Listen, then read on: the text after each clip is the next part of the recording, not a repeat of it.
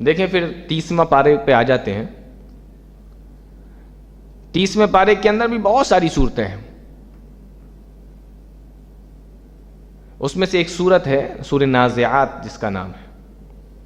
اس میں اللہ رب العالمین نے بیان فرمایا کہ میرے سامنے کھڑے ہونے والے دو قسم کے لوگ ہیں. قیامت کے دن میرے سامنے کھڑے ہونے والے دو قسم کے لوگ ہیں. ایک کا ٹھکانہ جنت اور ایک کا ٹھکانہ جہنم. جنتی کون ہے, جہنمی کون ہے؟ فرمایا فَأَمَّا مَنْ طَغَى وَآثَرَ الْحَيَاةَ الدُّنْيَا, جس نے سرکشی اختیار کی اور دنیا کی زندگی کو آخرت پہ ترجیح دی. وَآثَرَ الْحَيَاةَ الدُّنْيَا, دنیا کو سب کچھ سمجھتا رہا. فَإِنَّ الْجَحِيمَ هِيَ الْمَأْوَىٰ, تو اس کا ٹھکانہ جہنم ہے. وَأَمَّا مَنْ خَافَ مَقَامَ رَبِّهِ, اور اسی کے مقابلے میں وہ آدمی وَأَمَّا مَنْ خَافَ مَقَامَ رَبِّهِ, جو اپنے رب کے سامنے کھڑے ہونے سے ڈرا. وَنَهَى النَّفْسَ عَنِ الْهَوَىٰ, اور اپنے خواہشات کی اس نے پیروی نہیں کی. جو دل کر رہا ہے وہ کرے, نہیں جو من میں آ رہا ہے وہ کریں, اس نے پیروی نہیں کی. خواہشات کے پیچھے نہیں چلا, خواہشات کی پیروی نہیں کی. فرمایا فَإِنَّ الْجَنَّةَ هِيَ الْمَأْوَىٰ, تو ایسے آدمی کا ٹھکانہ جنت ہوگا جس نے خواہشات کی پیروی کی اور دنیا کو آخرت پہ ترجیح دی. اس کا ٹھکانہ جہنم. اور جو اپنے رب کے سامنے کھڑے ہونے سے ڈرا, اپنے خواہشات کی جس نے پیروی نہیں کی, فرمایا فَإِنَّ الْجَنَّةَ هِيَ الْمَأْوَىٰ, ایسے آدمی کا ٹھکانہ جنت ہوگا. تو دو قسم کے لوگ ہوں گے اللہ رب العالمین کے سامنے قیامت کے دن کھڑے ہوں گے. آپ کو ان میں سے کون سا بننا ہے؟ خواہشات کی پیروی کرنا ہے, سرکشی کرنا ہے, یا اللہ کے سامنے کھڑے ہونے سے ڈرنا ہے؟ یہ انسان کے ہاتھ میں چھوڑ دیا, آپ فیصلہ کیجیے. پھر دیکھیں آپ اس کے بعد میں جو ایک سورت شروع ہو رہی ہے, اس سورت کے اندر اللہ رب العالمین نے پھر سے قیامت کا منظر کھینچا ہے, اور وہ منظر اتنا خطرناک ہے. اللہ رب العالمین فرماتا ہے یوم یفر المرء من اخیہ وامہ وابیہ, اس دن انسان اپنے بھائی سے بھاگے گا, وامہ, اپنی ماں کو دیکھ کر بھاگے گا, وابی, اپنے باپ سے بھی بھاگ جائے گا, وصاحبتہ, اپنی بیوی کو بھی چھوڑ کے بھاگ جائے گا, دیکھ کر بھاگ جائے گا, وبنی, اور اپنی اولاد کو بھی دیکھ کر بھاگ کھڑا ہوگا. اتنا خطرناک منظر. آج اگر کوئی مصیبت ہو اور آپ کو پتہ لگ جائے کہ آپ کا بیٹا وہاں پر موجود ہے, یا آپ کے گھر کی فیملی کا کوئی ممبر وہاں پر پھنس گیا, آپ کو ایک منٹ چین نہیں آئے گا جب تک اس جگہ پہ پہنچ کر ان کو صحیح سلامت وہاں سے نکال نہ لاؤ. لیکن وہ منظر اتنا خطرناک ہوگا کہ دیکھ بھی لے گا انسان کہ یہ میرا بھائی ہے, یہ میری بیوی ہے, یہ میرے بیٹے ہیں, یہ میرا باپ ہے, یہ میری ماں ہے, تو اس کو بھی چھوڑ کر بھاگ جائے گا, منہ بچا کے نکل جائے گا. یہ منظر ہوگا, کوئی کسی کے کام آنے والا نہیں. یوم یفر المرء من اخیہ وامہ وابیہ, اس دن انسان اپنے بھائی سے بھاگے گا, اپنی ماں سے بھاگے گا, اپنے باپ سے بھاگے گا, اپنی بیوی سے بھاگے گا, اپنے بیٹوں سے بھاگے گا. لِكُلِّ امْرِئٍ مِّنْهُمْ يَوْمَئِذٍ شَأْنٌ يُغْنِيهِ, اللہ کا قرآن کہتا ہے کہ اس دن کا منظر تو ایک الگ ہی منظر ہوگا, دنیاوی معاملات کی طرح نہیں, وہ ایک الگ ہی معاملہ ہوگا. ضاحکۃ مستبشرہ, کچھ چہرے تو ایسے ہوں گے جو تر و تازہ ہوں گے, ہنس رہے ہوں گے, خوش ہو رہے ہوں گے. کچھ چہرے تو ایسے ہوں گے, اور فرمایا کچھ چہرے ایسے ہوں گے جن پہ گرد و غبار اٹا ہوا ہوگا. کچھ چہرے ایسے ہوں گے جو گرد و غبار سے ہٹے ہوئے ہوں گے, پراگندہ جن کا حال ہوگا. اللہ رب العالمین نے فرمایا یہی وہ لوگ ہوں گے جو جہنم کے اندر جانے والے ہوں گے. وہاں سب ایک دوسرے سے بھاگیں گے, کہیں کسی ایک نیکی کا سوال نہ کر دے. بیٹے نے باپ کو دیکھا, وہ بھی بھاگ کھڑا ہوا, باپ نے بیٹے کو دیکھا, بھاگ کھڑا ہوا, شوہر نے بیوی کو دیکھا, وہ بھی نکل گئی, اور بیوی نے شوہر کو دیکھا, بیوی نکل گئی, شوہر نے بیوی کو دیکھا, شوہر چلا گیا. یہ معاملہ ہوگا وہاں کا. کوئی کسی کے کام نہیں آئے گا، اور وہاں اگر کام آئے گا تو انسان کا اپنا عمل، اپنی نیکیاں کام آئیں گی۔ اللہ رب العالمین نے یہ منظر بھی لوگوں کو بتا دیا، اور اس کے بعد میں سورہ تکویر شروع ہو رہی ہے، اس کے اندر بھی ایک عجیب چیز اللہ رب العالمین نے بتائی، وہ بھی قیامت کا منظر ہے۔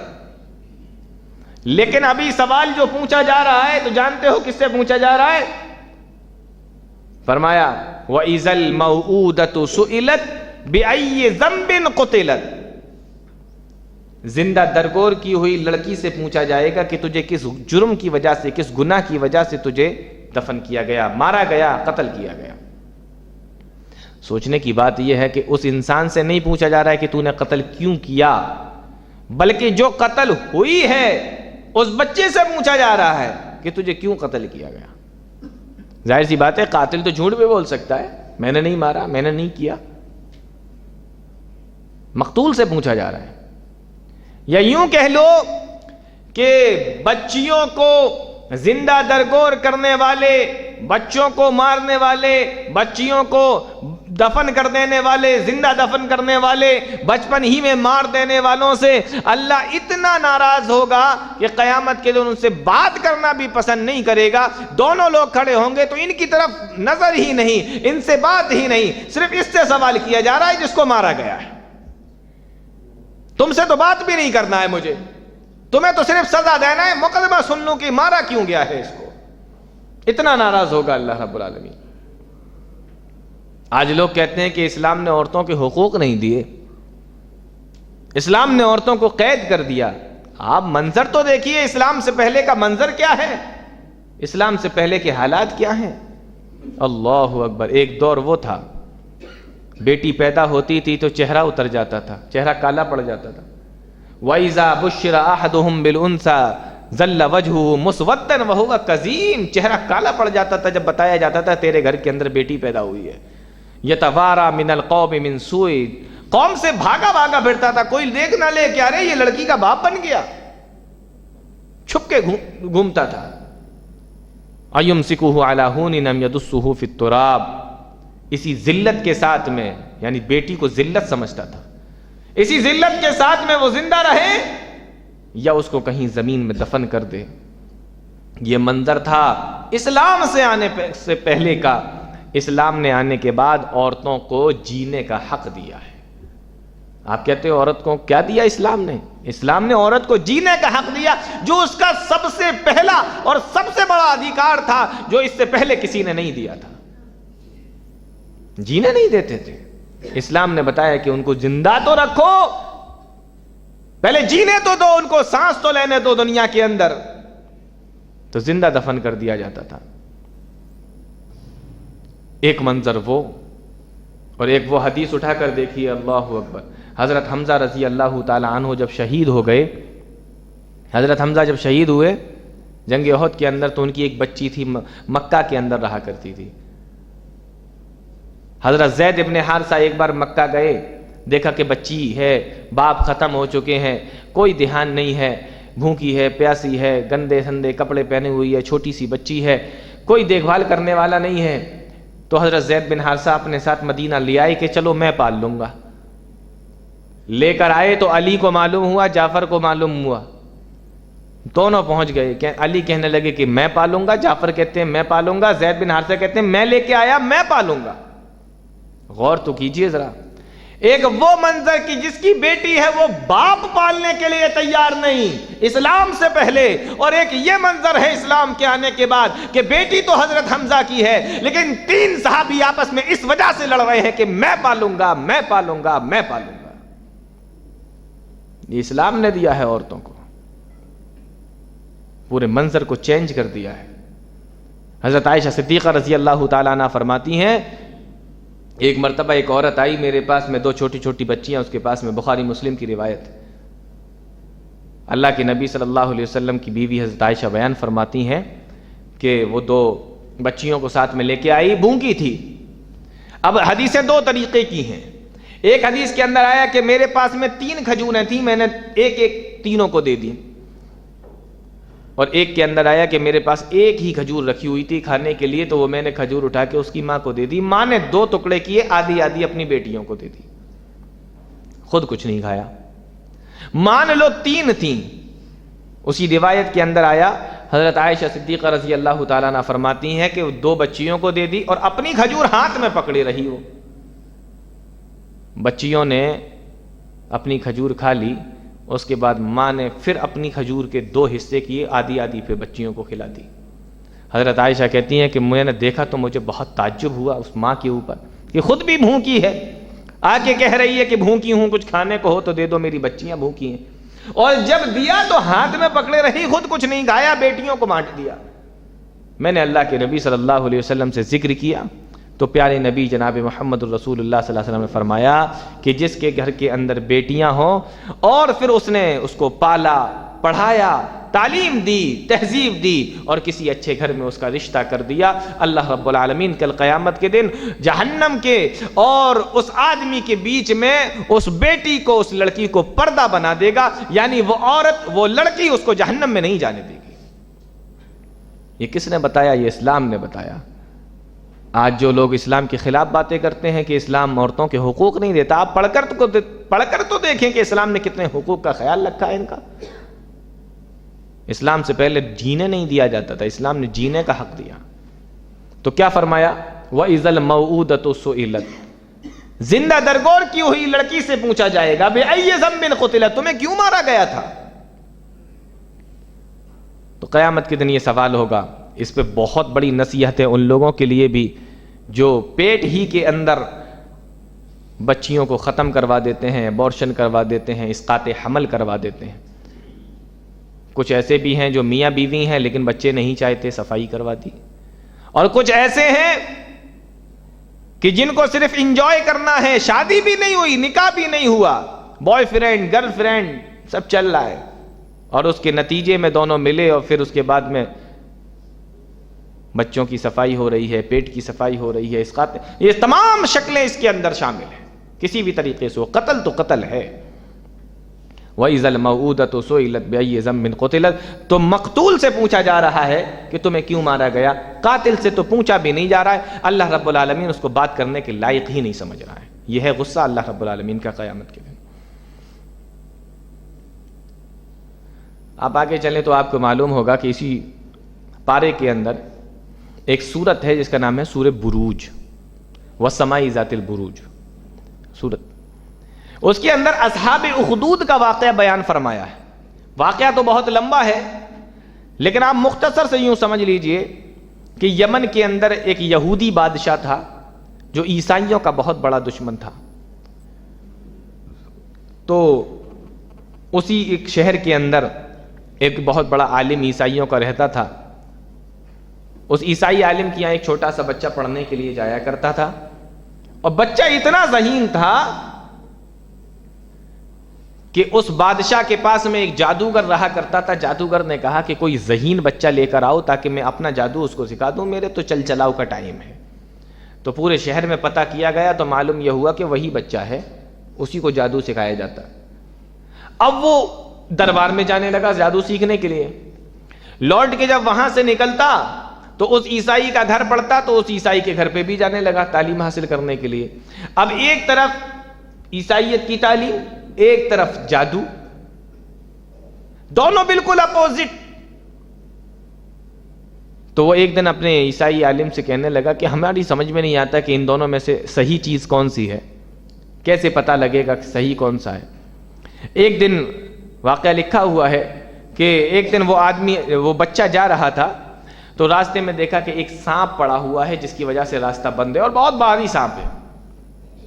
اس بچے نے ایک کنکڑ اٹھایا، ایک چھوٹا سا، اور جو عیسائی عالم سے سیکھا تھا تو اس نے بسم اللہ کہہ کے اس کو مارا اور کہا کہ اگر عیسائی کی باتیں سچی ہے تو یہ ختم ہو جائے گا، اور اگر جادوگر کی سچی ہے تو جادوگر والے سے پھر ہم چیک کر کے دیکھ لیں گے۔ اس نے جب بسم اللہ کر کے مارا، وہ سانپ، وہ اژدہا وہیں پر ختم ہو گیا، مر گیا۔ جب لوگوں کو پتا چلا کہ ایک چھوٹے سے بچے نے پتہ نہیں کون سا منتر پڑھا تھا اور اس کے بعد میں مارا تو اس کا بہت چرچا ہوا، بہت شہرا ہوا۔ بادشاہ کو معلوم ہوا، جادوگر کو معلوم ہوا، وہ تو خوش ہو گئے کہنے لگے ارے تمہارا جادو تو اتنا بڑا ہو چکا ہے، تم اتنا زیادہ سیکھ چکے ہو، تم نے ایک کنگر سے اتنا بڑا سانپ مار دیا، اتنا بڑا اژدہا مار دیا۔ تب اس نے بتایا کہ میں نے تمہارے جادو کے منتر نہیں پڑھے تھے، میں نے اس عیسائی عالم سے جو سیکھا تھا وہ میں نے پڑھ کے مارا تھا۔ بادشاہ کو معلوم ہوا، اس نے عیسائی عالم کو جان سے مروا دیا، ختم کروا دیا، بیچ میں کھڑا کیا اور اوپر سے آری چلوا کے اس کے دو حصے کروا دیے۔ بیٹے کا جہاں تک معاملہ تھا، یہ بچے کا جو جہاں تک معاملہ تھا، اس کو اس بادشاہ نے کئی مرتبہ مروانے کی کوشش کی، لیکن اللہ رب العالمین نے اس کی ہر بار حفاظت فرمائی۔ ایک بار پہاڑ سے پھینکوایا تب بھی اللہ نے اس کی حفاظت فرمائی، ایک بار اس کو دریا کے اندر پھینکوایا تب بھی اللہ نے اس کی حفاظت فرمائی، ہر بار اللہ رب العالمین نے اس کو بچایا۔ آخر بادشاہ کہنے لگا کہ دیکھو تم مرو گے کیسے یہ بتاؤ، تمہاری وجہ سے ہم بہت پریشان ہیں، اور لوگ اسلام قبول کر رہے ہیں، ایمان قبول کر رہے ہیں، تمہارے پاس آتے ہیں، تم عیسائیت کی تعلیم دیتے ہو، سب عیسائی بنتے چلے جا رہے ہیں۔ تو اس بچے نے کہا بادشاہ سے کہ اگر تم مجھے مارنا چاہتے ہو تو پہلے تمام لوگوں کو میدان میں جمع کرو، میدان میں اکٹھا کرو، اور مجھے باندھ دو اور میرے یہاں حلق میں تیر مارو، اور جو میں بتاؤں وہ کہہ کے مارنا۔ بادشاہ کہنے لگا ٹھیک ہے۔ اس نے سب کو جمع کیا، اور جمع کرنے کے بعد بچے کو باندھ دیا گیا، اور پھر تیر جب چلایا بسم اللہ کہہ کر تیر چلایا تو سیدھے اس کے حلق پہ جا کے لگا، اور بچہ تھوڑی دیر میں ختم ہو گیا۔ ادھر بچے کا مرنا تھا، جتنی بھیڑ اکٹھا ہوئی تھی وہ ساری کی ساری کہنے لگی کہ ہم اس بچے کے رب پر ایمان لائے۔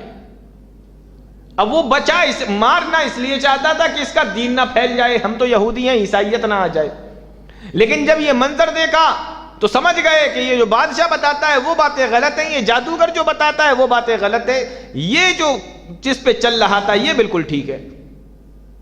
بادشاہ بہت پریشان، اس نے اپنے فوجیوں کو حکم دیا کہ آگ جلاؤ، آگ، اور آگ جلائی گئی، ایک ایک کو پکڑ کے لایا جاتا، بادشاہ کے دین پر ہو اس بچے کے دین پر ہو، بول دیتا کہ میں بادشاہ کے دین پر ہوں، چھوڑ دیا جاتا، بچے کے دین پر ہوں، آگ کے اندر ڈال دیا جاتا۔ اس طریقے سے جتنے بھی اسلام لانے والے تھے، جتنے بھی اس دور کے اندر مسلمان ہوئے تھے، یا یوں کہہ لو کہ عیسائی بنے تھے، سب کو اٹھا کے اس آگ کے اندر ڈال دیا گیا۔ اسی واقعے کو اللہ رب العالمین نے سورہ بروج کے اندر بیان فرمایا، اسی کو اصحاب اخدود کا واقعہ کہا جاتا ہے۔ اسی زمانے کی بات ہے، اسی ٹائم کی بات ہے۔ ایک عورت کو بھی لایا گیا اور اس کے دودھ پیتے بچے کو بھی لایا گیا۔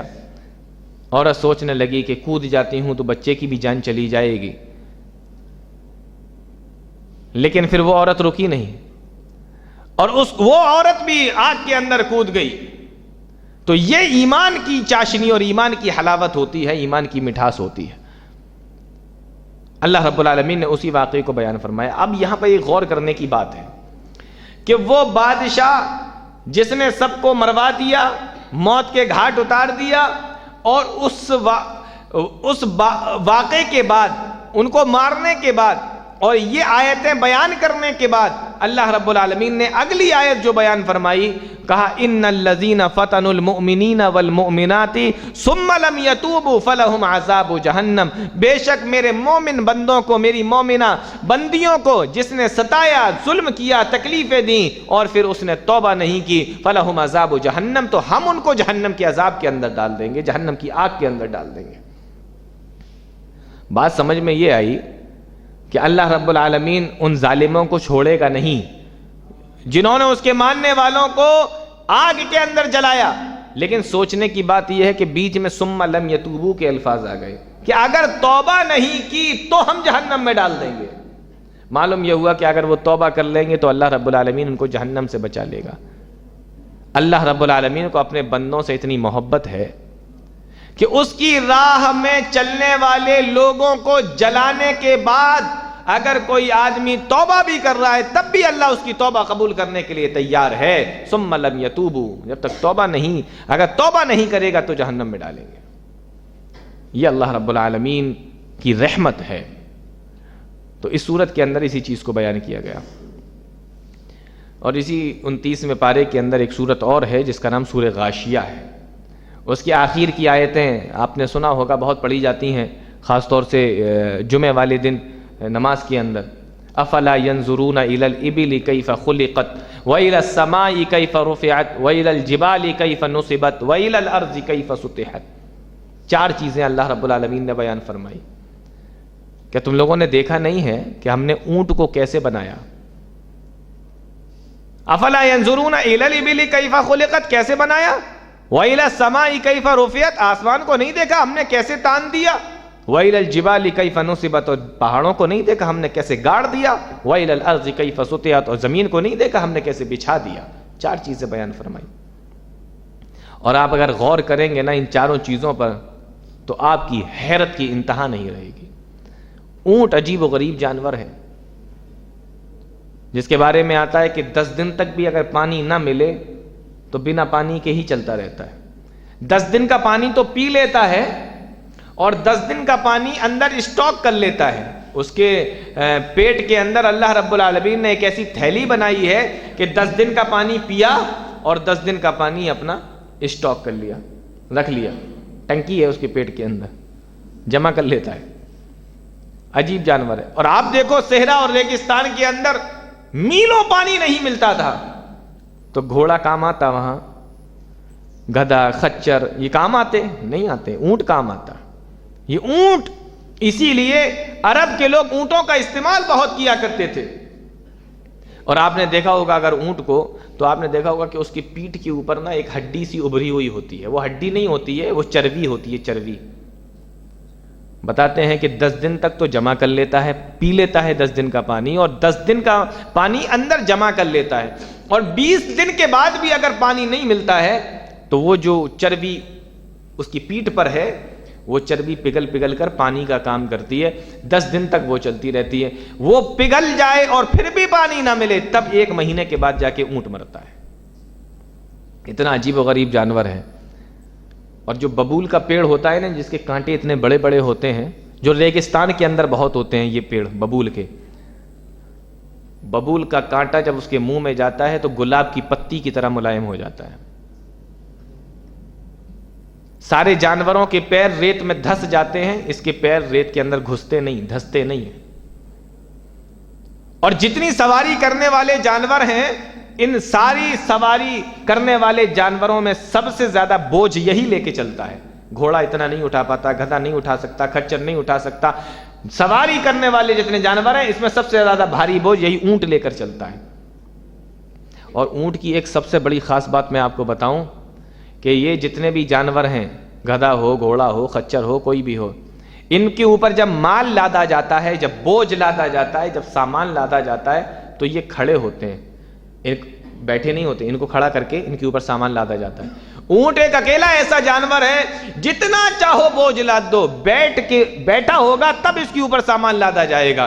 اور اتنی طاقت اللہ تعالیٰ نے اس کے اندر دی ہے، جتنا بھی سامان آپ نے لادا بیٹھے بیٹھے اپنے اوپر لدوا لے گا اور اس کے بعد آرام سے کھڑا ہو جاتا ہے. آپ باقی جانوروں کے اوپر لاد کے دیکھ لو، ان کو اٹھنا مشکل پڑ جائے گا. تو افلا ينظرون الى الابل، تم تو سب سے زیادہ اونٹ پالتے ہو نا. مکہ کے لوگوں سے اللہ رب العالمین کہہ رہا ہے، عرب کے لوگوں سے اللہ رب العالمین کہہ رہا ہے کہ تم تو سب سے زیادہ اونٹ پالتے ہو، تمہارا تو کام ہی اونٹوں کا پالنے کا ہے، تو تم نے کبھی اونٹ پہ غور نہیں کیا جو میری قدرت تمہاری سمجھ میں آ جائے. افلا ينظرون الى الابل كيف خلقت، اونٹ کو دیکھتے نہیں ہو کیا؟ اور دوسرے نمبر پہ اللہ نے فرمایا وَإِلَى السَّمَاءِ كَيْفَ رُفِعَتْ، آسمان کو بھی نہیں دیکھا تم نے کہ ہم نے اس کو کیسے تان دیا. کوئی ستون نہیں، کوئی بیچ میں پلر نہیں، لمبا جہاں تک نظر جا رہی ہے وہاں تک اونچا، اور اتنا بلند کہ 500 سال آپ کے پاس میں جو سب سے زیادہ تیز چلنے والی گاڑی ہو اور جو چیز ہو اس پر بیٹھ کے جاؤ تو 500 سال لگ جائیں آسمان پر پہنچنے میں. ستاروں سے سجا دیا گیا، کہیں کوئی پلر نہیں، کوئی ستون نہیں، اس کے باوجود بھی وہ ٹکا ہوا ہے. ہم ذرا سی اپنی چھت نہیں ساتھ سکتے اگر بیچ میں پلر اور بھیم اور ستون نہ ڈالیں تو. وہ اتنا بڑا آسمان رکا ہوا ہے. تو کہا کہ یہ آسمان نہیں دیکھتے؟ تمہارے تو گھر مکان بھی کوئی بہت اچھے نہیں ہیں، چھوٹے چھوٹے سے مکانوں میں رہتے ہو، خیمے لگا کے رہتے ہو، رات میں جب یوں لیٹتے ہوگے تو سیدھے آسمان ہی تو دکھائی دیتا ہوگا. تو کبھی یہ جو آسمان تمہیں دکھائی دیتا ہے اسی پر غور کر لو. وَإِلَى السَّمَاءِ كَيْفَ رُفِعَتْ، آسمان پہ غور نہیں کیا. وَإِلَى الْجِبَالِ كَيْفَ نُصِبَتْ، اور یہ مکہ اور یہ اس کے آس پاس سب پہاڑ ہی پہاڑ تو ہیں، پہاڑیاں ہی تو ہیں، کوہ صفا، مروہ، کیا ہے یہ سب پہاڑیاں تو ہیں، غار ہرا، یہ سب کیا تھا؟ پہاڑیاں ہی تو تھیں۔ کہا کہ کبھی ان پہاڑیوں کو نہیں دیکھا، میں نے ان کو کیسے گاڑ دیا ہے زمین کے اندر۔ وَإِلَى الْأَرْضِ كَيْفَ سُطِحَتْ، زمین پر بھی غور نہیں کیا، سفر تو 40 دن کا کرتے ہو، کبھی غور نہیں کیا۔ ہم نے اس دنیا کو گول بنایا، لیکن جتنا چلتے چلے جاؤ گے، جتنا چلتے چلے جاؤ گے، آپ کو گولائی والی بات کوئی ملے گی نہیں، آپ کو سب سپاٹ ملے گا، ایسا ملے گا کہ سب بالکل سیدھا ہے، صاف ہے، ایسا نہیں لگے گا کہ ارے یہ تو دیوار آ گئی، یہ تو گول ہو گیا، یہ ادھر سے کیا، کچھ بھی نہیں لگے گا آپ کو۔ جتنا چلو گے آپ کو گولائی والا کوئی معاملہ سمجھ میں نہیں آئے گا۔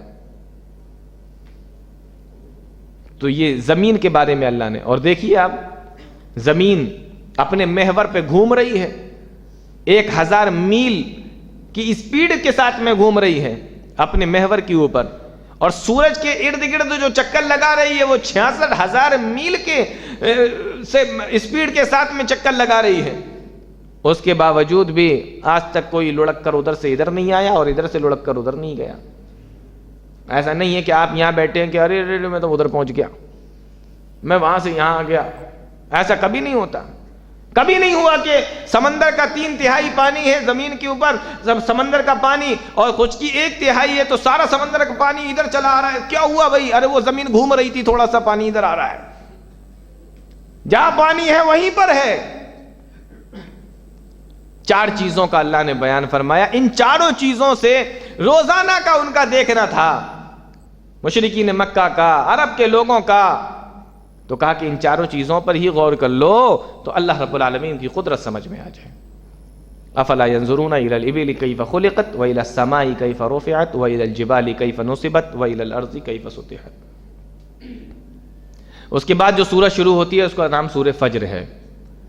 اس کے اندر اللہ رب العالمین نے انسانوں کے تعلق سے بیان فرمایا کہ یہ انسان جب ہم ان کو کچھ نعمتیں دے دیتے ہیں تو یہ کہتا ہے ربی اکرمن، میرے رب نے میرے اوپر بڑا کرم کیا، نعمتیں مل گئیں، رحمتیں مل گئیں، اللہ کی نوازشیں ہو گئی میرے اوپر۔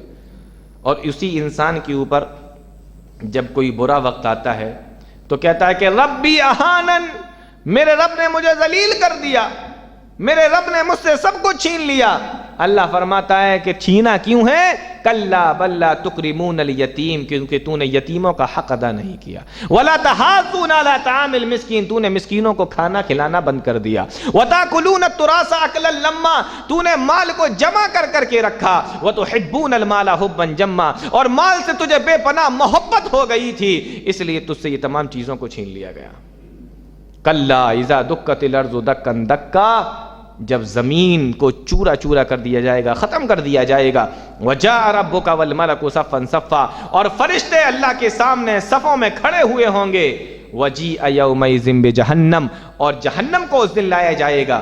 یومئذ یتذکر الانسان، تب اس دن انسان کی سمجھ میں آئے گی۔ اللہ فرماتا ہے وَأَنَّىٰ لَهُ الذِّكْرَىٰ، لیکن آج سمجھنے کا کیا فائدہ ہے؟ تو اگر کسی انسان کے پاس میں اللہ نے دولت دے رکھی ہے، پھر وہ دھیرے دھیرے کم ہو رہی ہے، ختم ہو رہی ہے، اس کے اوپر پریشانیوں کے بادل منڈلا رہے ہیں، چیزیں ختم ہو رہی ہیں، تو اس کو ایک مرتبہ ضرور ان آیتوں پر غور کرنا چاہیے کہ کہیں ایسا تو نہیں کہ ہم نے یتیموں کا حق ختم کر دیا ہو، مسکینوں کو دینا بند کر دیا ہو، یتیموں کو کھلانا بند کر دیا ہو، مال کی محبت دل کے اندر جم گئی ہو اور مال کو اکٹھا کرنے پہ ہم لگ گئے ہوں، کہیں ایسا تو مسئلہ نہیں ہے۔ تو اللہ رب العالمین نے خبردار کیا ہے۔ اور دیکھیں اس کے بعد میں پھر سورت ہے سورہ بلد، اس میں اللہ رب العالمین نے ایک بڑی پیاری بات بیان فرمائی ہے۔ فرمایا اَيَحْسَبُ أَن لَّمْ يَرَهُ أَحَدٌ، کیا تم یہ سوچتے ہو، کیا تم یہ گمان کرتے ہو کہ تمہیں کوئی نہیں دیکھ رہا ہے؟ یہ بیان کرنے کے بعد اللہ نے فرمایا أَلَمْ نَجْعَل لَّهُ عَيْنَيْن، میں نے تیری 2 آنکھیں بنائیں، وَلِسَانًا وَشَفَتَيْن، میں نے تجھے ایک زبان دی، تجھے 2 ہونٹ دیے۔ سوال یہ ہے کہ یہ آیت کہ کیا تم یہ سمجھتے ہو کہ تمہیں کوئی نہیں دیکھ رہا ہے؟ میں نے تجھے 2 آنکھیں دی، میں نے تجھے زبان دی، میں نے تجھے ہونٹ دیے، یہ بتانے کا کیا مطلب ہے؟ بتانے کا مطلب یہ ہے کہ جو اللہ تجھے دیکھنے کے لیے آنکھیں دیکھ سکتا ہے تو وہ کیوں نہیں دیکھے گا؟ وہ کیوں نہیں دیکھ رہا ہوگا؟ تو یہ گمان کرتا ہے کہ تجھے کوئی نہیں دیکھ رہا ہے؟ جس اللہ نے تجھے دیکھنے کے لیے آنکھیں دی ہیں وہ اللہ تجھے کیوں نہیں دیکھے گا؟ کوئی چیز چھپ سکتی ہے اس سے؟ کوئی چیز بچ سکتی ہے؟ جس نے ہمیں دیکھنے کے لیے آنکھیں دی اور وہ نہ دیکھے. اَيَحْسَبُ أَن لَّمْ يَرَهُ أَحَدٌ، تم یہ گمان کرتے ہو کہ تمہیں کوئی نہیں دیکھ رہا ہے؟ اللہ رب العالمین نے اس میں یہ بتایا. اور آگے بڑھیے. اب میں یہاں پر ایک بڑی دلچسپ بات آپ کو بتانے والا ہوں. سورہ 3 پر آ جائیے. قرآن کریم کی جو سورت ہے وہ تین والزیتون، اس کے اندر اللہ رب العالمین نے ایک آیت میں بیان فرمایا لَقَدْ خَلَقْنَا الْإِنسَانَ فِي أَحْسَنِ تَقْوِيمٍ، ہم نے انسان کو بہترین صورت میں بنایا. انسان کی جو شکل و صورت ہے وہ سب سے بہترین ہے. لَقَدْ خَلَقْنَا الْإِنسَانَ فِي أَحْسَنِ تَقْوِيمٍ، بہترین ساخت میں، بہترین صورت میں. اور اللہ رب العالمین نے قرآن کریم کے اندر ایک جگہ ارشاد فرمایا وَلَقَدْ كَرَّمْنَا بَنِي آدَمَ، ہم نے انسان کو بہترین صورت میں بنایا اور تمام لوگوں کے اوپر ہم نے انسانوں کو فضیلت عطا فرمائی. معلوم یہ ہوا کہ انسان اشرف المخلوقات ہے. وَلَقَدْ كَرَّمْنَا بَنِي آدَمَ، قرآن کی یہ آیتیں بتا رہی ہیں. اب جتنی بھی مخلوق ہے، غور سے سننا، جتنی بھی مخلوق ہے سب کا درجہ انسانوں سے نیچے ہے، سب کا درجہ. اب یہ عجیب ماحول نکل پڑا ہے ہمارے یہاں کہ لوگ انسان کے بجائے اب جانور بننا پسند کرتے ہیں. آپ نے دیکھا ہوگا کوئی کہہ رہا ہے کہ میں مدینے کا کتا ہوں، کوئی کہہ رہا ہے میں غوث کا کتا ہوں. سنا ہے کہ نہیں سنا ہے؟ ہو رہا ہے کہ نہیں؟ میں مدینے کا کتا، میں غوث کا. ارے اللہ نے انسان بنایا تو آپ کتا کیوں بننا چاہ رہے ہیں؟ انسان اشرف المخلوقات ہے. لقد خلقنا الانسان فی احسن تقویم وَلَقَدْ كَرَّمْنَا بَنِي آدَمَ وَحَمَلْنَاهُمْ فِي الْبَرِّ وَالْبَحْرِ وَالطَّيِّبَاتِ، ہم نے انسان کو، بنی آدم کو فضیلت عطا فرمائی ہے. تو اللہ رب العالمین نے تو اشرف المخلوقات بنایا، لیکن ادھر ایک دوڑ لگی ہوئی ہے کتا بننے کی. کوئی مدینہ کا کتا بننا ہے، کوئی سگے مدینہ کہلا رہا ہے اپنے آپ کو، کوئی غوث کا کتا کہلا رہا ہے اپنے آپ کو. سوال یہ ہے کہ اس طریقے سے کہلانا چاہیے؟ آپ غور کریں تو آپ کو معلوم ہوگا کہ اللہ رب العالمین نے قرآن کریم کے اندر جہاں پر بھی کتے کی بات اور کتے کی مثال بیان فرمائی تو بری چیزوں میں ہی بیان فرمائی. قرآن کریم کا 9واں پارہ اٹھا کر دیکھیے، آپ کو پتا چلے گا ایک ایسے آدمی کی مثال اللہ رب العالمین نے کتے سے دی ہے جس کو اللہ رب العالمین تو یہ چاہ رہا تھا کہ یہ بلندیاں پا جائے، لیکن اس نے خود اپنے ایسے کچھ کرتوت کیے، کچھ ایسے کام کیے کہ وہ اپنے خواہش نفس کے پیچھے پڑ گیا اور اس نے اپنی دنیا بھی برباد کر لی، اپنی آخرت بھی برباد کر لی. ایسے آدمی کے بارے میں جو دنیا کے پیچھے پڑ جائے، اللہ کی آیتوں کا انکار کر دے، خواہش نفس کے پیچھے چلنے لگے، اللہ نے فرمایا فَمَثَلُهُ كَمَثَلِ الْكَلْبِ، اس آدمی کی مثال کتے کی طرح ہے، چھوڑ دو تب بھی ہانپے گا، باندھ دو تب بھی ہانپے گا. تو بری چیز کی مثال اللہ نے کتے سے بیان فرمائی کہ نہیں؟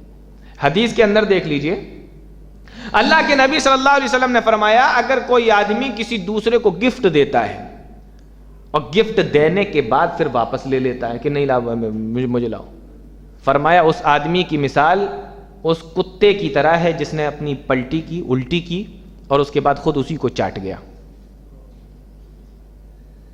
گفٹ دے کے واپس لینے والا. تو یہ دیکھیے کتے کی مثال دی ہے تو اچھی چیز میں دی ہے، بری چیز میں دی ہے. آپ قرآن و حدیث اٹھا کر دیکھیے، جہاں پر بھی کتے کی مثالیں بیان کی گئی ہیں سب بری چیزوں کی، کوئی اچھی چیز کی مثال بیان نہیں کی گئی. ایک جگہ وہ اصحاب کہف کے کتے کا ذکر ہے تو وہاں کوئی مثال نہیں ہے، بس یہ کہا گیا کہ کتا باہر لیٹا ہوا تھا، کتا باہر سو رہا تھا، ختم، اس کے علاوہ کچھ نہیں.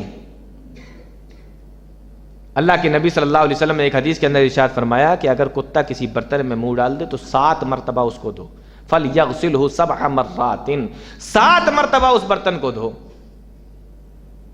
اللہ کے نبی صلی اللہ علیہ وسلم نے ارشاد فرمایا کہ اگر بغیر کسی ضرورت کے کسی نے کتا پال لیا، روزانہ اس کے نامہ اعمال سے ایک احد پہاڑ کے برابر نیکیاں ختم ہو جاتی ہیں. ایک مرتبہ جبریل امین نے کہا اے اللہ کے نبی ہم آپ کے پاس میں آئیں گے. اللہ کے نبی صلی اللہ علیہ وسلم انتظار میں، جبریل نہیں آ رہے ہیں. آپ پریشان کہ جبریل نے تو کہا تھا کہ ہم آئیں گے، لیکن آپ جبریل آئے کیوں نہیں؟ آپ باہر نکلے جبریل سے ملاقات ہوئی. جبریل علیہ الصلوۃ والسلام، جبریل تم مکان میں کیوں نہیں آئے؟ فرمایا کہ آپ کے گھر میں ایک کتا تھا. اِنَّا لَا نَدْخُلُ فِيهِ بَيْتٌ اِنَّا لَا نَدْخُلُ بَيْتًا فِيهِ كَلْبٌ وَلَا صُورَةٌ، جس گھر میں کتا یا تصویر ہوتی ہے ہم اس میں نہیں جاتے. اللہ کے نبی صلی اللہ علیہ وسلم واپس آئے تو دیکھا چرپائی کے نیچے کتے کا پلہ بیٹھا ہوا، بچہ بیٹھا ہوا. فرمایا عائشہ یہ کب آیا؟ کہا اللہ کے نبی مجھے نہیں معلوم. کہا اس کو نکالو، باہر کرو. اس کو بھگایا تو جبریل امین اندر آئے. معلوم یہ ہوا کہ جس گھر کے اندر کتا پلا ہو رحمت کے فرشتے اس گھر میں داخل نہیں ہوتے. یہ سب کتے کا معاملہ ہے. اس کے باوجود بھی لوگ کتا بننے کے چکر میں 7 مرتبہ برتن دھو، جس گھر میں ہو اس گھر کے اندر فرشتے نہ آئیں، بلا وجہ پال لو تو بہت پہاڑ کے برابر نیکیاں روزانہ اللہ کم کر دے نامہ اعمال سے. اور ایک حدیث کے اندر تو اللہ کے نبی صلی اللہ علیہ وسلم نے فرمایا کہ کالا کتا شیطان ہے. اتنا سب کچھ کتے کے بارے میں بیان. اچھا ایک بات بتائیے مجھے، یہ جو اللہ کے نبی بیان فرما رہے تھے اور یہ تمام چیزیں جو اللہ کے نبی نے بیان فرمائی ہیں تو کیا فرمایا کہ مطلب ہندوستان کے اگر کتے ہوں تو شیطان ہے، ہندوستان کے کتے اگر منہ ڈال دیں تو اس میں 7 مرتبہ دھو اور مدینہ کا ڈال دے تو کچھ دھونے کی ضرورت نہیں ہے؟ بتائیے، اگر مدینہ کا کتا بھی اگر منہ ڈال دے تو 7 مرتبہ دھوئیں گے کہ نہیں؟ بھائی اللہ کے نبی کس کو بتا رہے؟ صحابہ ہی کو تو بتا رہے تھے، مدینہ میں رہنے والے لوگوں کو ہی تو بتا رہے تھے. تو معلوم یہ ہوا کہ جو حکم یہاں کے کتوں کے لیے وہ حکم وہاں کے کتوں کے لیے. کتا سب برابر، چاہے مدینہ کا ہو چاہے ہندوستان کا ہو. لیکن اس کے باوجود بھی کچھ لوگ دیکھیے مدینہ کا کتا بننے کے پڑے ہوئے. نہیں مجھے مدینہ کا، مجھے سگے مدینہ کا کتا، کوئی غوث کا کتا. تو اللہ رب العالمین نے فرمایا کہ لقد خلقنا الانسان فی احسن تقویم، ہم نے انسان کو بہترین صورت میں بنایا، بہترین ساخت میں بنایا اور تمام لوگوں پر ہم نے اس کو فضیلت دی ہے. تو انسان بننے کی کوشش کیجئے، انسان ہی بن کر رہیے، کتا بننے کی کوشش نہ کریں. تو یہ قرآن کی آیت بتا رہی ہے کہ انسان بہترین مخلوق ہے. اور دیکھیں اس کے بعد جو صورت ہے جو ابھی ٹائم چل رہا ہے، سورہ قدر، جس کو ہم لوگ انا انزلناہ فی لیلۃ القدر، جو طاقراتیں آتی ہیں نا لیلۃ القدر کی جو راتیں، اس نام سے ہی ایک صورت ہے قرآن کریم کے اندر. اور اس صورت کی اتنی فضیلت ہے، یا یوں کہہ لو کہ اس رات کی اتنی فضیلت ہے کہ اللہ رب العالمین نے 5 فضیلتیں بیان فرمائی اس رات کی. پہلی، انا انزلناہ فی لیلۃ القدر، قرآن نازل ہوا، ہم نے نازل کیا لیلۃ القدر میں. دوسری فضیلت، لیلۃ القدر خیر من 1000 شہر، 1000 مہینوں کی عبادت سے زیادہ ثواب اگر کوئی اس میں عبادت کرتا ہے تو. یہ دوسری فضیلت. تیسری فضیلت، تنزل الملائکۃ والروح فیہا باذن ربہم، جبریل علیہ الصلوۃ والسلام اور دیگر بہت سارے فرشتے اس رات میں نازل ہوتے ہیں. یہ تیسری فضیلت. چوتھی فضیلت یہ ہے کہ من کل امر، اللہ رب العالمین تمام کاموں کا فیصلہ اسی رات میں کرتا ہے. تقدیر اور جو قسمت اور یہ اور وہ جو کیا ہونا ہے اب اگلے 1 سال تک سب اسی میں ہوتا ہے. اور 5ویں فضیلت یہ ہے اس رات کی کہ سلام ہی حتی مطلع الفجر، اللہ کی سلامتی ہوتی ہے ان جاگنے والے عبادت کرنے والے لوگوں پر صبح فجر کے وقت تک. یا یوں کہہ لیجئے کہ وہ جبریل اور وہ فرشتے جو آتے ہیں آسمان سے وہ سلامتی کی دعا کرتے ہیں اس رات میں عبادت کرنے والوں کے لیے. یہ 5 فضیلتیں اللہ رب العالمین نے اس رات کے اندر رکھی ہیں. انا انزلناہ فی لیلۃ القدر. اور زیادہ تفصیل چاہیے آپ کو، ڈیٹیلز چاہیے، قرآن کریم اٹھائیے اس کو پڑھ کر دیکھیے. آگے چل کر دیکھیں تو ایک صورت ہے اس کے اندر اللہ رب العالمین نے قیامت کا منظر کھینچا ہے. اس میں ایک بات آپ کو بتاتا ہوں. فرمایا اذا زلزلت الارض زلزالها، جس دن زمین کو جھجوڑ دیا جائے گا، واخرجت الارض اثقالها، اور زمین کے اندر کا جتنا بھی خزانہ ہوگا، جو بھی کچھ ہوگا، زمین نکال کے باہر پھینک دے گی. وقال الانسان ما لها، یہ کیوں کر رہی ہے تو؟ یومئذ تحدث اخبارها بأن ربک اوحی، وہ زمین کہے گی کہ مجھے میرے رب نے کہا ہے. تو جو زمین کا جو خزانہ ہوگا زمین نکال کر باہر پھینکے گی وہ کئی طریقے کا ہوگا. وہ صرف خزانہ ہی نہیں ہوگا، وہ اپنے مردوں کو بھی تو نکال کر پھینکے گی. مردے بھی تو اسی زمین کے اندر ہیں، تو وہ مردے بھی نکال کر باہر پھینک دے گی. اور جو خزانے اللہ رب العالمین نے دے رکھے ہیں زمین کو وہ بھی سب نکل کے باہر آ جائیں گے. اور جو انسانوں نے خزانے جمع کرے ہیں زمین میں وہ خزانے بھی زمین سے نکل کے باہر آ جائیں گے. اور ایک بات اور، وہ زمین کے حصے جن زمین کے حصوں پہ انسان نے گناہ کیے ہیں وہ ٹکڑے بھی نکل کر باہر آ جائیں گے، تاکہ قیامت کے دن وہ زمین کے حصے آپ کے خلاف گواہی دے سکیں کہ آپ نے اس زمین پہ کیا کیا ہے۔ وَأَخْرَجَتِ الْأَرْضُ أَثْقَالَهَا، زمین اپنے تمام خزانے نکال دے گی، سب چیزیں نکل کے باہر آ جائیں گی۔ تو قیامت کا منظر اللہ رب العالمین نے اس صورت میں کھینچا ہے۔ اور آگے چلیں، پھر ایک صورت اور لے لیجئے، ایک صورت ہے سورہ عصر۔ 4 چیزیں اس کے اندر بیان کی گئی ہیں۔ فرمایا والعصر، زمانے کی قسم، یا یوں کہہ لو عصر کے وقت کی قسم۔ عصر کے معنی عصر کا وقت بھی، عصر کے معنی زمانہ بھی، تو زمانے کی قسم کہہ لو یا عصر کے وقت کی قسم کہہ لو۔ عصر کے وقت کی قسم کا مطلب یہ ہوا کہ عصر کا وقت جو ہوتا ہے وہ بہت بزی ٹائم ہوتا ہے۔ اکثر آپ دیکھو یہ بہت بزی ٹائم ہوتا ہے، اس لیے آپ نے دیکھا ہوگا کہ لوگ نماز پڑھی اور فوراً باہر نکلنے کی کوشش کرتے ہیں، دکان پہ جانا ہے، مکان پہ جانا ہے، فلاں کام کرنا ہے، بازار جانا ہے، سبزی لانا ہے، یہ کرنا وہ کرنا، یہ سارے کام عصر کے وقت ہی میں انسان کو کرنا ہوتے ہیں۔ اسی لیے اللہ رب العالمین نے فرمایا کہ تمام نمازوں کی حفاظت کرو، خاص طور سے عصر کی نماز کی حفاظت کرو، اور فرمایا جس نے عصر کی نماز چھوڑ دی گویا کہ اس کی پوری دنیا لٹ گئی۔ اسی لیے بیان کیا گیا کیونکہ آپ کا جو بزی ٹائم ہے وہ ٹائم میں سے تھوڑا سا ٹائم اللہ کے لیے نکالو، تب پتہ چلے گا کہ آپ کتنے ایمان والے ہیں۔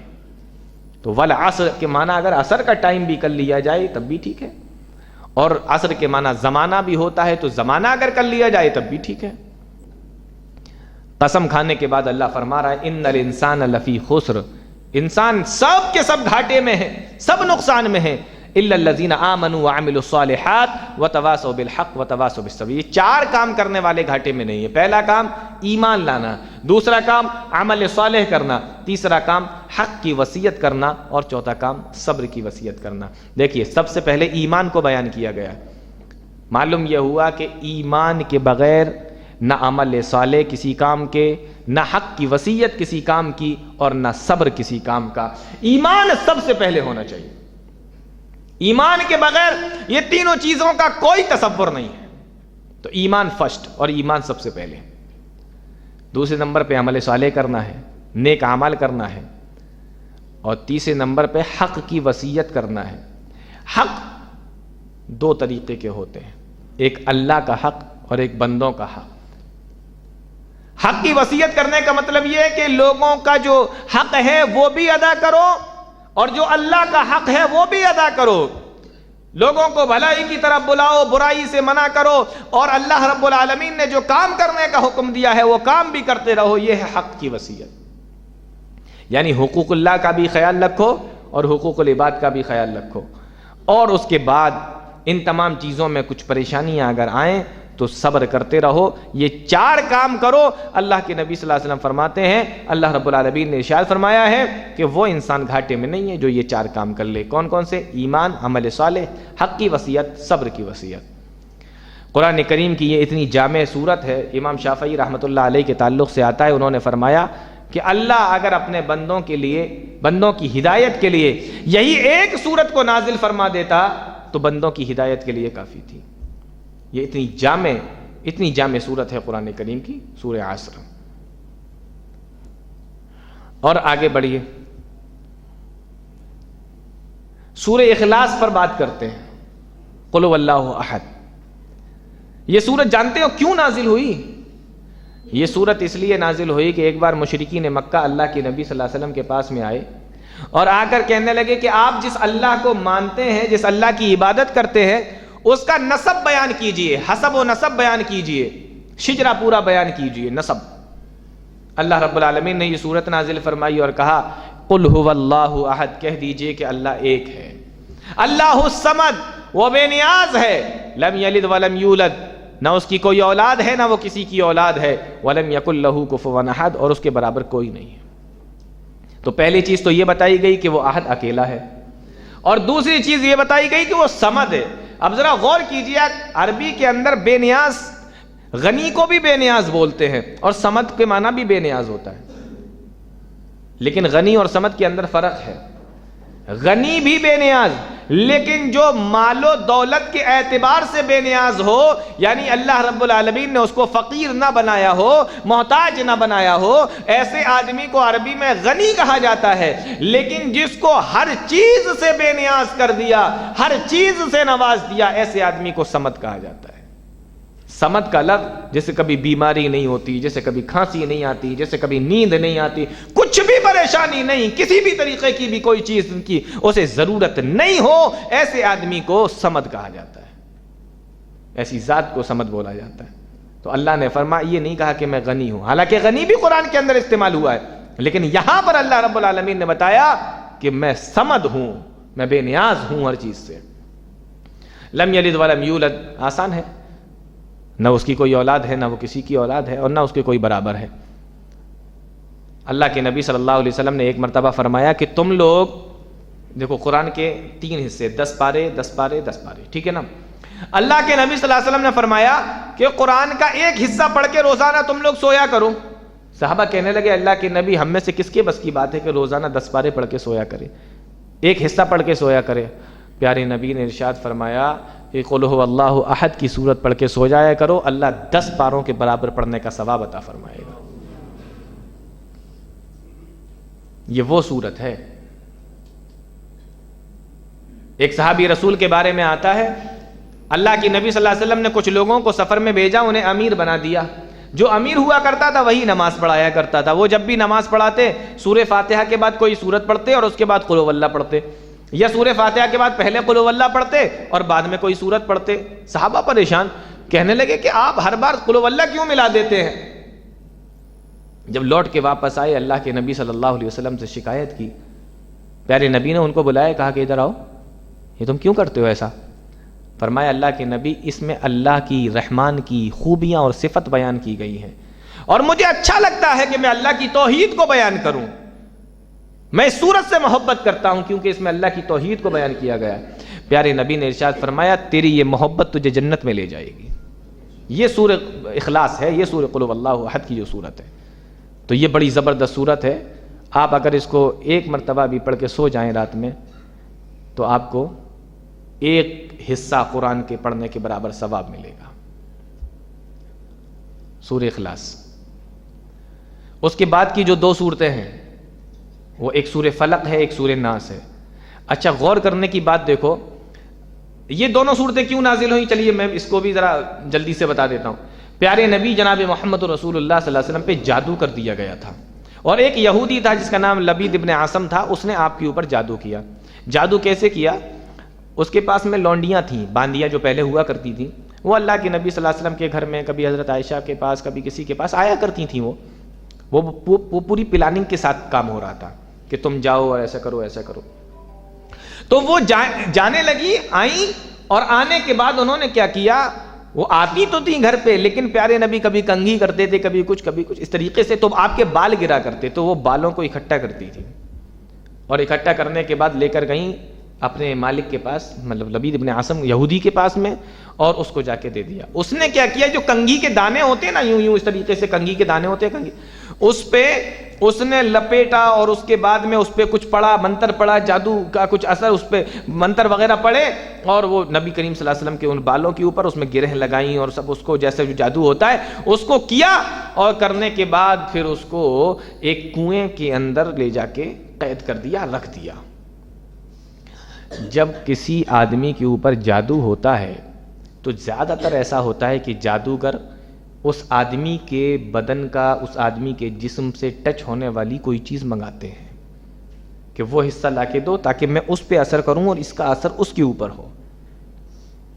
تو آپ دیکھیں، کبھی بھی ایسا ہوتا ہے کہ آپ کی بے خیالی میں کوئی چیز آپ کی جادوگر کے پاس ایسی پہنچ گئی کہ جس کی وجہ سے آپ پریشان ہیں، تو اس کا پتہ لگانا بہت ضروری ہے۔ جب تک وہ پتہ نہیں لگتا تب تک جادو کا اثر کم نہیں ہوتا، یا پھر اس کا پیٹنٹ علاج کرایا جائے۔ قرآن کریم کی جو آیتیں وغیرہ ہیں، اگر نہیں پتہ لگ پا رہا ہے کہ جادو کہاں ہے، کیسے کیا گیا، کس چیز پر کیا گیا، تو پھر اس کا پھر یہ ہے کہ قرآن کریم کے اندر بہت ساری آیتیں ایسی ہیں جو جادو کے لیے ایک دم سمجھ لیجئے کہ بہترین علاج ہیں۔ آپ ان کو یاد کیجئے اور پھر اس کو پڑھیے۔ ہاں لیکن اس بات کا دھیان رکھیے کہ جس کے اوپر جادو ہوا ہے اس کو صفائی ستھرائی کا خیال رکھنا ہے، روزانہ آیت الکرسی پڑھ کے سونا ہے، اور ناپاک نہیں رہنا ہے، بستر کو صاف ستھرا رکھنا ہے، نمازی بننا ہے، نماز پڑھنا ہے، قرآن کی تلاوت کرنا، یہ تمام چیزوں کا بھی دھیان رکھنا ضروری ہے۔ تو اللہ کے نبی صلی اللہ علیہ وسلم کے اوپر جادو ہوا، آپ بہت پریشان، اور کئی مہینے تک اللہ کے نبی صلی اللہ علیہ وسلم پریشان رہے۔ حدیث میں اٹھا کر دیکھیے، آپ کو پتہ چلے گا اس کا اثر ہوا جادو کا۔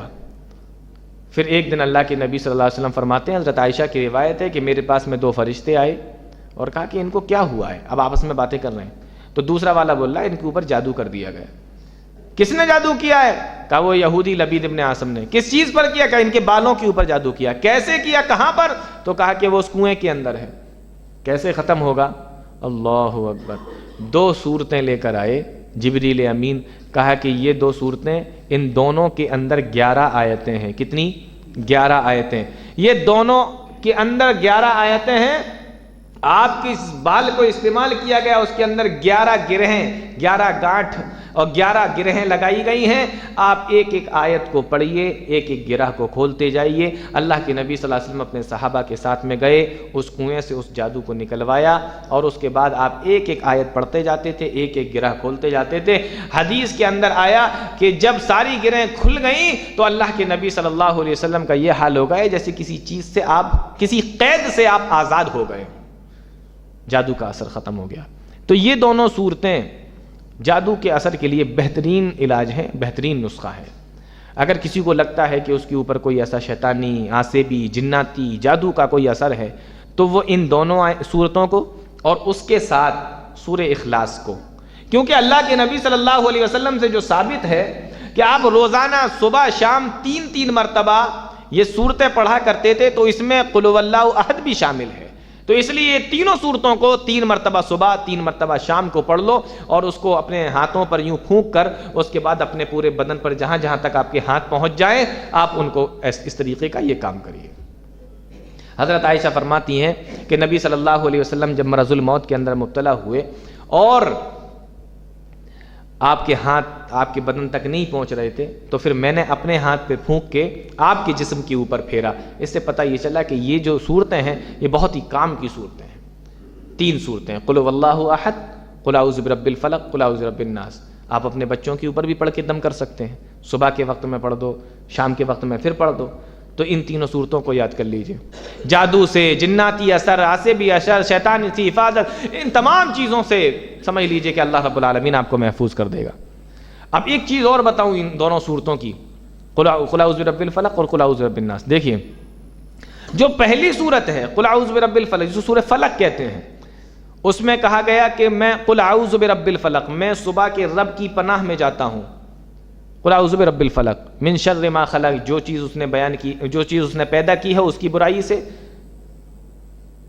اور ومن شر غاسق اذا وقب، رات کی بھی شر سے، رات کی بھی برائی سے، جب وہ پھیل جائے، رات تاریک ہو جائے، کیونکہ آپ نے دیکھا ہوگا اکثر گناہ رات ہی میں ہوتے ہیں، تو کہا رات میں جب اندھیرا زیادہ بڑھ جائے تو اس میں جو برائیاں ہوتی ہیں اس سے بھی میں اللہ کی پناہ میں جاتا ہوں۔ ومن شر النفاثات فی العقد، اور یہ جو جھاڑ پھونک کرتی ہیں نا، جو تعویذ گنڈے اور اس طریقے سے جادو منتر یہ کرتی ہیں، کہا ان کے جھاڑ پھونک اور ان کے گرہ لگانے اور ان کے جادو سے بھی اللہ کی پناہ میں جاتے ہیں۔ ومن شر حاسد اذا حسد، اور جب حسد کرنے والا حسد کرتا ہے تو اس سے بچنے کے لیے بھی اللہ کی پناہ میں جاتے ہیں۔ یہاں کئی چیزوں سے بچنے کی بات ہوئی اور کہا گیا کہ ہم اللہ کی پناہ میں جاتے ہیں۔ قل اعوذ برب الفلق، ایک بار کہا گیا کہ ہم اللہ کی پناہ میں جاتے ہیں، صبح کا جو رب ہے اس کی پناہ میں جاتے ہیں۔ کن کن چیزوں سے؟ پھر بیان کیا گیا، من شر ما خلق، جو اس نے پیدا کی اس کی برائی سے، ومن شر غاسق اذا وقب، رات کی تاریکی سے جب اس میں برائی پھیل جائے۔ اس طریقے سے بھی تمام چیزوں کو بیان کیا ہے۔ غور کرنے کی بات یہ ہے، اس کے بعد والی جو سورت شروع ہو رہی ہے وہ قل اعوذ برب الناس ہے، اس میں کہا گیا قل اعوذ برب الناس، لوگوں کے رب کی پناہ میں جاتا ہوں۔ ملک الناس، جو لوگوں کا مالک ہے۔ الہ الناس، جو لوگوں کا معبود ہے۔ یہاں پر اللہ رب العالمین کی 3 چیزیں بیان فرمائی گئی۔ یہاں 3 چیزیں بیان فرمائی گئیں، لیکن ایک چیز سے بچنے کی دعا کی جا رہی ہے، من شر الوسواس الخناس الذی یوسوس فی صدور الناس من الجنۃ والناس، انسانوں میں سے یا شیطانوں میں سے جو بھی میرے دل کے اندر برے وسوسے پیدا کریں، ان وسوسوں سے بچنے کی اے اللہ ہم تیری پناہ میں جاتے ہیں۔ اللہ کے 3 نام لیے، قل اعوذ برب الناس، رب الناس، ملک الناس، الہ الناس۔ اور اس سے پہلے والی صورت میں ایک نام لیا، قل اعوذ برب الفلق، اور اس کے بعد ان تمام چیزوں سے بچنا ہے وہ بیان کر دیا۔ اب اگر آپ تھوڑا سا بھی ان صورتوں پہ غور کریں گے تو پتہ چلے گا کہ جو سورہ فلق ہے اور اس کے اندر جن چیزوں سے بچنے کی بات ہو رہی ہے، وہ جن چیزوں سے پناہ مانگی جا رہی ہے، وہ تمام چیزیں انسان کے جسم کے باہر کی ہیں، دن ہے، رات ہے، اور جادو کرنے والے ہیں، جادو کرنے والیاں ہیں، یہ سب انسان کے جسم سے باہر کی چیزیں ہیں۔ اور آخر کی صورت میں قل اعوذ برب الناس میں جس چیز سے پناہ مانگی جا رہی ہے وہ وسوسہ ہے جو انسان کے دل کے اندر پیدا ہوتا ہے۔ غور کیجئے کہ جو باہر کے دشمن ہیں اس میں صرف قل اعوذ برب الفلق کہا گیا، ایک بار اللہ کا ذکر کر دیا گیا اور بیان کر دیا گیا، اور ادھر اندر کی چیز سے جب بچنے کی بات آئی تو 3 نام اللہ رب العالمین کے لیے، گویا کہ انسان باہر کے دشمن سے اتنی آسانی سے بچ سکتا ہے جتنا اندر کے دشمن سے نہیں بچ سکتا۔ جب باہر کے دشمن سے بات آئی تو ایک بار کہا کہ رب الفلق، اور باقی بات بیان کر دی گئی، من شر ما خلق ومن شر غاسق اذا وقب۔ لیکن جب نفس کی بات آئی تو 3 نام اللہ رب العالمین کے لیے، پتہ چلا کہ باہر کے دشمن سے زیادہ بڑا دشمن انسان کے اندر ہے جس کو نفس کہا جاتا ہے۔ اور آپ غور کریں تو آپ کی بات سمجھ میں آئے گی، شیطان کو شیطان بنایا کس نے؟ شیطان کو شیطان کس نے بنایا؟ کوئی دوسرا شیطان تو نہیں تھا جس نے آ کے کہا ہو کہ سجدہ مت کرنا، وہ پہلا شیطان تھا نا۔ تو اس شیطان کو شیطان کس نے بنایا؟ اس کے نفس نے بنایا، سجدہ مت کرنا، جھکنا مت۔ تو پتہ یہ چلا کہ شیطان سے بچنا آسان ہے، نفس سے بچنا مشکل ہے۔ یہاں سے ایک مسئلہ اور حل ہو گیا۔ آج لوگ کہتے ہیں کہ اللہ رب العالمین نے جب شیطانوں کو رمضانوں کے مہینے میں قید کر دیا تو انسان پھر گناہ کیوں کرتا ہے؟ جی ہاں، شیطان قید ہوئے ہیں، نفس قید نہیں ہوئے۔ یہ جو نفس ہے نا، یہ قید نہیں ہوئے، اس کو آپ کنٹرول کیجئے۔ شیطان کو اللہ نے کنٹرول کر لیا ہے، اللہ نے اس کو قید کر دیا، آپ اس کو قید کر لیجئے، تب جا کے تقویٰ پیدا ہوتا ہے۔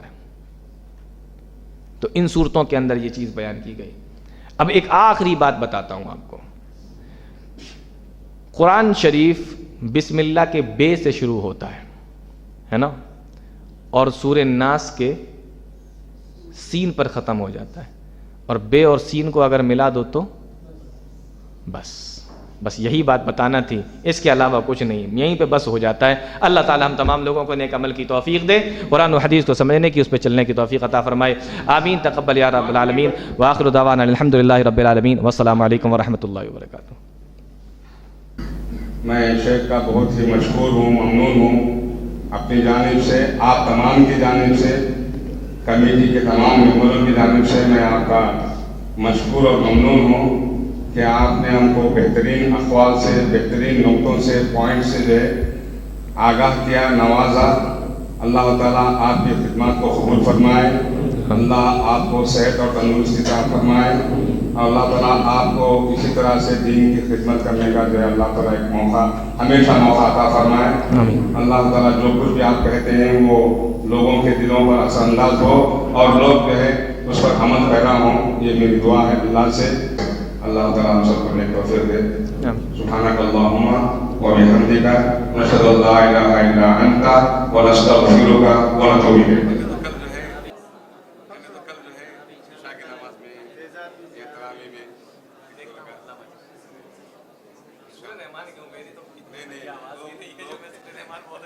الحمدللہ آپ کی آواز جو ہے اللہ تعالیٰ جو ہے حفاظت کرے، آواز بہت اچھی ہے ماشاءاللہ۔ ہم لوگ جو ہے اللہ سے دعا کریں کہ اللہ آپ کی زبان کی، آپ کی جو ہے آواز کی حفاظت کرے۔